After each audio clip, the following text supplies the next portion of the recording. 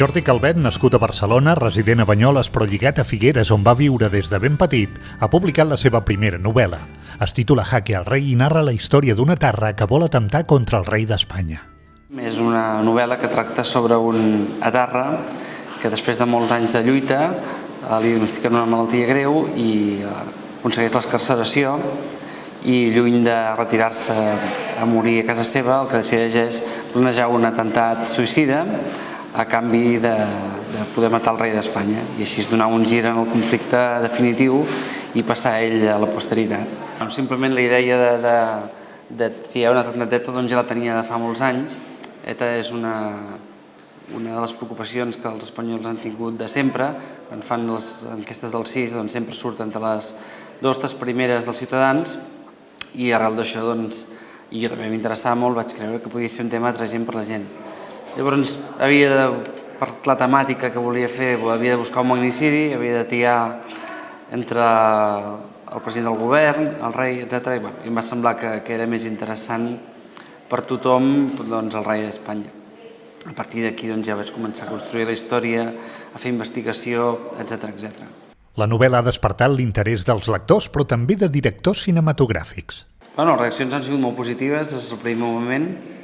Ja va començar la cosa bé, perquè va ser enviar-li a una editorial, la primera editorial que li vaig enviar ho va agafar de seguida, i la gent que l'ha llegit li ha encantat, diu que és una història que enganxa molt, que és molt trepidant, que la comences i tens ganes d'acabar-la. És una història que sí que passa bé, això sí, tot m'ho ha dit, és ràpida de llegir, i ha despertat fins i tot l'interès de gent del cinema.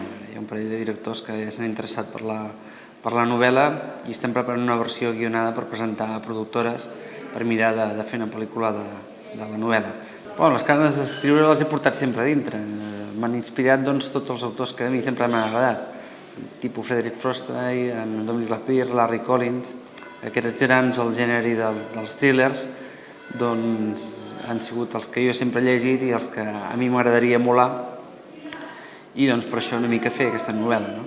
Una mica he fet la novel·la que a mi m'agradaria llegir.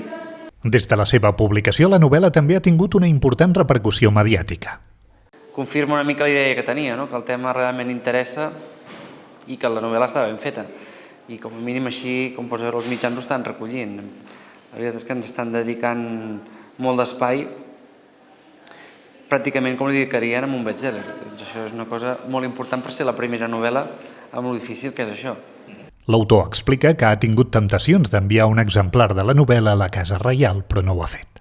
Sí que vaig tenir temptacions, però vaig pensar que millor que no sigui que m'interposin alguna demanda o alguna cosa, i tampoc és la intenció perquè sembla una provocació necessària. Jo no vull que em matin a ningú ni vull donar idees a ningú, com en algun diari he sortit, sinó simplement vaig crear una ficció literària que fos possible de fer i interessant pel lector, però sense cap pretensió política pel mig. Potser enviar-lo es podria considerar per alguns com una provocació, per tant millor no fer-ho. En tot cas que ho llegeixin comprant-ho ells.